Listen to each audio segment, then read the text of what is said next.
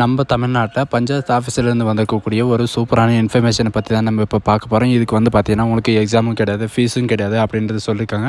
இதுக்கு வந்து பார்த்திங்கன்னா நீங்கள் 8th பார்த்திங்கன்னா நீங்கள் 10th 12th டிப்ளமோ டிகிரி எது படிச்சிருந்தாலும் ஓகே, எது பார்த்திருந்தாலும் நீங்கள் அப்ளை பண்ணிக்கலாம் அப்படின்றது சொல்லியிருக்காங்க. உங்களுக்கு லாஸ்ட் டேட்டை பொறுத்த வரைக்கும் பார்த்திங்கன்னா உங்களுக்கு 23/8/2024 அன்றைக்கி வரைக்கும் நீங்கள் அப்ளை பண்ணிக்கலாம். உங்களுக்கு வந்து பார்த்திங்கன்னா தமிழ் எழுத படிக்க தெரிஞ்சிருந்தாவே போதும், அதிகமாக படிச்சிருக்கணும் அப்படின்றது அவசியம் கிடையாது. இது வந்து பார்த்திங்கன்னா உங்கள் சொந்த டிஸ்ட்ரிக்ட்லேயே வந்து உங்களுக்கு அப்ளை பண்ணுற மாதிரி கொடுத்துருக்காங்க. சரிங்களா? ஸோ யாரெல்லாம் அப்ளை பண்ணலாம், எப்படி அப்ளை பண்ணுறது அப்படின்றத நான் உங்களுக்கு பிரீஃபாக எக்ஸ்பிளைன் பண்ண போகிறேன். வீடியோ ஸ்கிப் பண்ணாமல் எண்டு வரைக்கும் பாருங்கள். அதோடு நம்ம சேனலுக்கு இப்போ தான் நீங்கள் ஃபஸ்ட் டைமாக உள்ளே வந்திருக்கீங்கன்னா நம்ம சேனலை வந்து சப்ஸ்கிரைப் பண்ணி வச்சுக்கோங்க. அப்போ தான் நாங்கள் போடக்கூடிய கவர்மெண்ட் ஜாபோட நோட்டிஃபிகேஷன் வந்து உங்களுக்கு உடனே வந்து சேரும். இப்போ பார்த்துருக்கக்கூடிய பஞ்சாயத்து ஆஃபீஸிலேருந்து வந்திருக்கக்கூடிய இந்த ஜாப் வந்து பார்த்திங்கன்னா உங்களுக்கு டேரெக்டாக உங்களுக்கு என்னென்ன நோட்டிஃபிகேஷன் எல்லாம் வந்திருக்கு அப்படின்னு சொல்லிட்டு நான் டிஸ்கிரிப்ஷனில் கொடுத்துருக்கேன். அதையும் நீங்கள் மறக்காமல் டவுன்லோட் பண்ணி படித்து பாருங்கள்.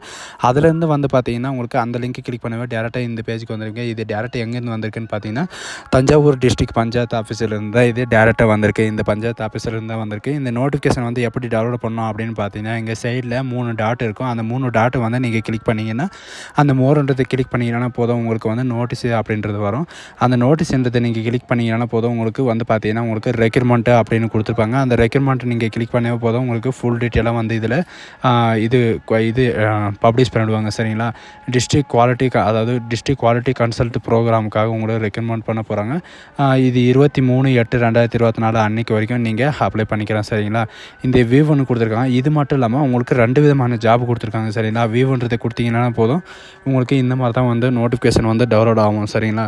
இந்த நோட்டிஃபிகேஷன் வந்து இப்போ லோட் ஆகிட்டுருக்கு. நெட்டு ஸ்லோவன்றதுனால இந்த மாதிரி உங்களுக்கு ப்ராப்ளம் வருது. சரிங்களா? பாருங்கள், அப்ளிகேஷன் வந்து டவுன்லோட் ஆகிடுச்சு. அறிவிப்பு வந்து பார்த்திங்கன்னா நோட்டிஃபிகேஷன் வந்து மாவட்ட நல சங்கம் தஞ்சாவூர் மாவட்டத்திலேருந்து தான் உங்களுக்கு இது வந்து வெளியிட்டிருக்காங்க. அதாவது நம்ம பஞ்சாயத்துலலாம் ஒவ்வொரு கிராமத்துலேயும் இருக்கணுங்களா ஹாஸ்பிட்டலு, அந்த ஹாஸ்பிட்டலுக்காக உங்களுக்கு வந்து ரெக்கமெண்ட் பண்ண போகிறாங்க. அது மட்டும் பார்த்திங்கன்னா உங்களுக்கு டிஸ்ட்ரிக்ட் குவாலிட்டி கன்சல்டன்ட் ப்ரோக்ராமுக்காக உங்களுக்கு வந்து அட்மினிஸ்ட்ரேட்டர் வந்து ரெக்கமெண்ட் பண்ண போகிறோம் அப்படின்றத சொல்லியிருக்காங்க. இவங்க வந்து பார்த்திங்கன்னா 23/8/2024 அன்றைக்கி ஈவினிங் 6 மணிக்குள்ளே நீங்கள் இது அப்ளை பண்ணணும். அப்படி இல்லைன்னா அதுக்கப்புறம் வந்துச்சுன்னா நாங்கள் ரிஜெக்ட் பண்ணிவிடுவோம் அப்படின்றத சொல்லியிருக்காங்க. கீழ்கண்ட அதாவது இங்கே கீழே கொடுத்துருக்கிற மாதிரி இந்த முறைப்படி இவங்க கொடுத்துருக்கிற இந்த ஜாப் வந்து எந்தெந்த அப்ளிகேஷன் வந்து எந்தெந்த குவாலிஃபிகேஷனுக்கு தகுந்த மாதிரியோ அந்த குவாலிஃபிகேஷனுக்கு மட்டும்தான் நாங்கள் அப்செட் பண்ணுவோம். எக்ஸ்பீரியன்ஸ் இருக்கிறவங்க வந்து முன்னுரிமை தரப்படும். இந்த சொந்த டிஸ்ட்ரிக்டில் இருக்கிறவங்களுக்கு முன்னுரிமை தரப்படும் அப்படின்றது சொல்லியிருக்காங்க. டிஸ்ட்ரிக்ட் குவாலிட்டி கன்சல்ட்டுக்காக வந்து பார்த்திங்கன்னா உங்களுக்கு மாத ஊதியம் வந்து 40,000 இருக்கும். ஒரு வேக்கன்சி கொடுத்துருக்காங்க. இது வந்து பார்த்திங்கன்னா அரசு வேலை தான் அப்படின்றது இவங்க சொல்லியிருக்காங்க. அது மட்டும் இல்லாமல் இன்னொரு ஜாப் கொடுத்துருக்காங்க. ப்ரோக்ராமிங் அட்மினிஸ்ட்ரேட்டர் வந்து பார்த்திங்கன்னா உங்களுக்கு 12,000 வரைக்கும் உங்களுக்கு சேலரி இருக்கும். இதுக்கும் வந்து பார்த்திங்கன்னா உங்களுக்கு ஒரு வேக்கன்சி தான் இருக்குது.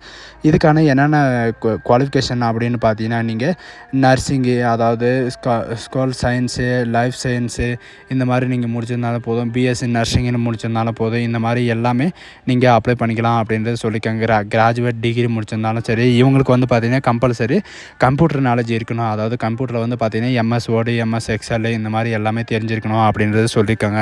இதுக்கு வந்து பார்த்திங்கன்னா விண்ணப்பம் அனுப்ப வேண்டிய முகவரியை பார்த்திங்கன்னா உங்களுக்கு இவங்க கொடுத்துருக்காங்க பாருங்கள். அதாவது செயலாளர், மாவட்ட நலசங்கம் மற்றும் மாவட்ட சுகாதார அலுவலர், மாவட்ட சுகாதார அலுவலகம் அப்படின்னு கொடுத்துருக்காங்க இல்லைங்களா? அதாவது LIC, அதாவது நியர் LIC பில்டிங்கு, தஞ்சாவூர், அதாவது 61301 அப்படின்னு கொடுத்துருக்காங்க. இந்த அட்ரஸ்க்கு தான் நீங்கள் ஃபில்லப் பண்ணி நீங்கள் விண்ணப்பிக்கிற மாதிரி இருக்கும். இதில் வந்து பார்த்திங்கன்னா தகுதி உள்ள வந்து பார்த்திங்கன்னா எல்லாருமே நீங்கள் விண்ணப்பிக்கலாம் அப்படின்றத சொல்லியிருக்காங்க. உங்களுக்கு வந்து இதுவும் இல்லாமல் இவங்க என்னென்ன கேட்டிருக்காங்களோ அதுக்கு மட்டும்தான் நீங்கள் அப்ளை பண்ணி ஆகணும். அப்ளிகேஷன் வந்து எங்கே இருக்கும் அப்படின்னு பார்த்தீங்கன்னா நீங்கள் இந்த அப்ளிகேஷனே வந்து இந்த நோட்டிஃபிகேஷனை வந்து நீங்கள் டேரெக்டாக ஸ்க்ரோல் பண்ணிட்டே வந்தீங்கன்னா உங்களுக்கு கீழே வந்து நம்மளுடைய அப்ளிகேஷன் கொடுத்துருப்பாங்க. இவங்க கொடுத்துருக்காங்க பாருங்கள், மாவட்ட நல சங்கத்திலேருந்து தான் இது வந்திருக்கு. ஃபோட்டோ கேட்டிருக்காங்க, பாஸ்போர்ட் சைஸ்க்கு ஃபோட்டோ கேட்டிருக்காங்க. அதையும் நீங்கள் பார்த்துக்கோங்க. அது மட்டும் இல்லாமல் விண்ணப்பம் நீங்கள் எந்த ஜாபுக்கு அப்ளை பண்ணுறீங்களோ அந்த ஜாபோட பேர் இருக்கணும். நீங்கள் யார் அப்ளை பண்ணுறீங்களோ அவங்களுடைய பேர், அப்புறம் அவங்களுடைய தந்தையின் பெயர் அல்லது கணவன் பெயர் எழுதணும். அதுக்கப்புறம் பார்த்தீங்கன்னா உங்களுக்கு கைபேசி மொபைல் நம்பர் கேட்டிருக்காங்க, பிறந்த தேதி கேட்டிருக்காங்க, மதம் இது கேட்டிருக்காங்க. சரிங்களா? அது மட்டும் இல்லாமல் மற்ற முகவரி எல்லாமே கேட்டிருக்காங்க. இதெல்லாம் நீங்கள் ஃபில்லப் பண்ணிட்டு நான் சொன்னேன் இல்லைங்களா, அந்த அட்ரஸில் தான் நீங்கள் இது பண்ணுற மாதிரி இருக்கும். கையெழுத்தை வந்து யாரும் மறந்துடாதீங்க. கையெழுத்து போடாமல் நீங்கள் அனுப்புனீங்கன்னா உங்களுக்கு ரிஜெக்ட் ஆயிரும் அப்படின்றத சொல்லியிருக்காங்க. So guys, thank you.